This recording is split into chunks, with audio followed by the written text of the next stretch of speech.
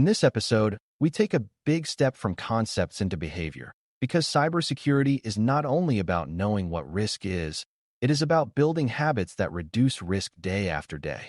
Organizations use documents like policies, standards, and procedures to turn security goals into consistent actions. Beginners often mix these words up, or they assume they are just paperwork that exists to satisfy auditors. In reality, these documents are how an organization communicates expectations, sets minimum requirements, and ensures work is done the same safe way every time. If you can clearly distinguish policy from standard from procedure, you can answer many exam questions quickly, and you can also understand how real organizations stay secure even when staff and technology change. Our goal is to make these terms feel simple and practical, and to show how they connect to what people actually do. Before we continue, a quick note. This audio course is a companion to our course companion books. The first book is about the exam and provides detailed information on how to pass it best. The second book is a Kindle-only ebook that contains 1,000 flashcards that can be used on your mobile device or Kindle. Check them both out at Cyber.Me in the Bare Metal Study Guide series. A policy is the highest-level statement of intent and direction. It tells you what the organization believes is important and what it expects people to do or not do. A policy does not usually include detailed steps, because it is meant to be stable over time and broad enough to apply across many situations. For example, an organization might have an access control policy that states only authorized users may access sensitive systems, and that access must be reviewed regularly. That policy sets the expectation and establishes responsibility, but it does not tell you exactly which buttons to click or how to configure a system. Policies are often approved by leadership because they reflect organizational priorities and risk tolerance. On the exam, when you see language that sounds like a rule or principle at a high level, you are likely looking at a policy. A standard is more specific than a policy because it defines mandatory requirements that support the policy. Think of a standard as the minimum bar that must be met. If a policy says strong authentication is required, a standard might specify that passwords must be a certain length or that multi-factor authentication must be used for remote access. Standards create consistency because they prevent different teams from interpreting a policy in wildly different ways.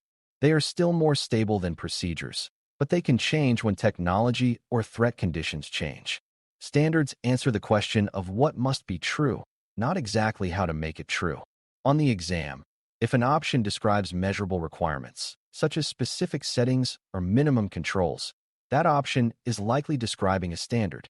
A procedure is the most detailed of the three because it describes step-by-step actions to perform a task in a consistent way. Procedures exist so that work is repeatable and so that the organization does not rely on one person's memory or personal style. For example, a patch management procedure might describe how to identify systems that need updates, how to test patches, how to schedule maintenance, and how to verify success afterward. Procedures are often written for the people doing the work, which means they include operational details. They may change more frequently because they depend on tools and workflows that evolve. Even though we are not doing hands-on configuration in this course, it is still important to understand that procedures translate requirements into action.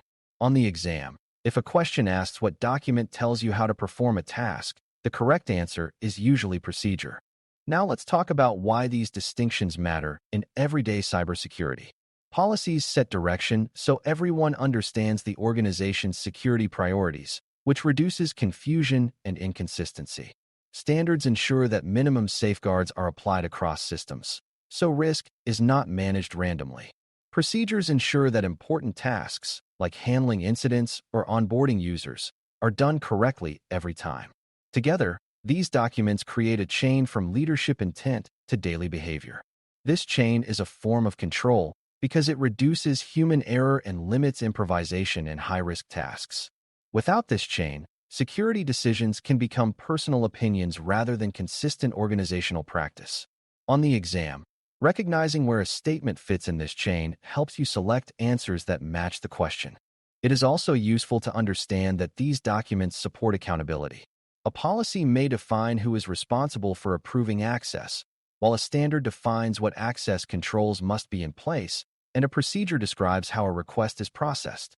When an incident occurs, organizations often trace events back to whether policy was followed, whether standards were met, and whether procedures were executed correctly. This is not about blame for its own sake. It is about learning where the system needs improvement. If you know what each document type is supposed to do, you can identify gaps more clearly. For beginners, this helps you see security as a managed system rather than a collection of technical tricks. A common misconception is that policies, standards, and procedures only matter in large organizations. Smaller organizations may have less formal documentation, but they still need the same functions. They still need clear expectations, minimum requirements, and consistent processes. In a small business, these may be communicated verbally or in simple documents, but the concept is the same. The absence of formal documentation often leads to inconsistent security, where one person follows safe practices and another does not. That inconsistency increases risk because attackers look for weak points. Even basic written guidance can improve security by making expectations clear and reducing guesswork. Exam questions often assume the formal terms, but the underlying purpose applies to organizations of all sizes. Let's connect these documents to everyday actions that reduce risk. A policy might require that sensitive data is protected, which influences daily choices like how employees handle customer information. A standard might require encryption for data in transit, which influences system design decisions. A procedure might describe how to respond to a suspected phishing email, which influences how employees report and how the security team investigates. These documents shape behavior by making secure actions the default. When security is built into routines, it becomes less dependent on individual heroics. The organization becomes resilient because the system encourages safe actions even when people are busy or distracted. Another important concept is that policies, standards, and procedures often include exceptions, but exceptions must be controlled. In real environments, there are times when a system cannot meet a standard immediately, perhaps due to legacy constraints.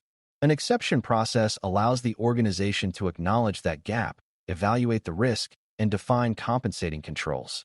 Compensating controls are alternative measures that reduce risk when the ideal control is not possible. For example, if a system cannot support a modern authentication method, additional monitoring and network restrictions might reduce exposure. The key is that exceptions should be deliberate and documented rather than informal. On the exam, if a scenario describes allowing a deviation from a standard with approval and alternative safeguards, you are seeing controlled exception management. These documents also support training and culture because they provide a shared language for what secure behavior looks like. Without a shared language, people may interpret security advice differently. For example, a policy might define acceptable use of company devices, which shapes how employees browse the internet or install software. A procedure might guide how to create and store passwords safely, which shapes daily habits. Training often references policies and procedures so that learners know where the rules come from and what they are expected to follow. This reduces the feeling that security is arbitrary. When security expectations are clear and consistent, compliance becomes easier and less frustrating. It is worth noting how these document types relate to governance and risk management. Governance is the process of setting direction and ensuring the organization is managing risk appropriately. Policies are a governance tool because they express leadership decisions. Standards support governance by defining measurable requirements that can be audited. Procedures support governance by making sure work is performed reliably and can be reviewed. This connection matters because many exam questions tie policies and standards to compliance and audit readiness. Even if you are not planning to work in governance, understanding this relationship helps you reason about why certain documents exist. They are not just paperwork, they are mechanisms for managing risk at scale. When you encounter exam questions about policies, standards, and procedures, pay close attention to what the question asks the document to accomplish. If the question is about high-level direction, look for policy language. If it is about specific mandatory requirements, look for standards. If it is about step-by-step how-to guidance, look for procedures. Also watch for language about recommendations versus requirements. Standards are usually mandatory, while guidelines are often recommended best practices that are not strictly required. That guideline concept can appear as a distractor in multiple-choice questions. The easiest way to avoid being tricked is to match the document type to the function being described. All of this becomes more intuitive when you think of security as a set of repeatable actions rather than a series of emergency responses. Policies tell you what the organization values and expects. Standards tell you the minimum safeguards that must exist. Procedures tell you how to perform tasks safely and consistently. Daily cybersecurity actions are simply people and systems following those three layers, even when no one is watching. When you understand this, you can see how security becomes part of normal operations, like safety procedures in a workplace. That normality is what reduces risk over time. The exam often tests whether you understand this operational reality, because that is what separates foundational knowledge from surface memorization. To conclude, policies, standards, and procedures are the documents that turn cybersecurity goals into everyday behavior. Policies provide high-level direction and intent. Standards define mandatory minimum requirements, and procedures provide detailed steps for consistent execution. Together, they create accountability, support training, and help organizations manage risk in a repeatable way. They also enable controlled exceptions and connect directly to governance and audit readiness. When faced with a question or a real situation, focus on what kind of guidance is needed and choose the document type that matches that function. If you keep one decision rule from this episode, make it this. When you see a security requirement, first ask whether you need direction, minimum measurable requirements, or step-by-step instructions, and then map it to policy, standard, or procedure accordingly. Thanks for listening. For more audio courses, daily newsletters, and more, please visit baremetalcyber.com.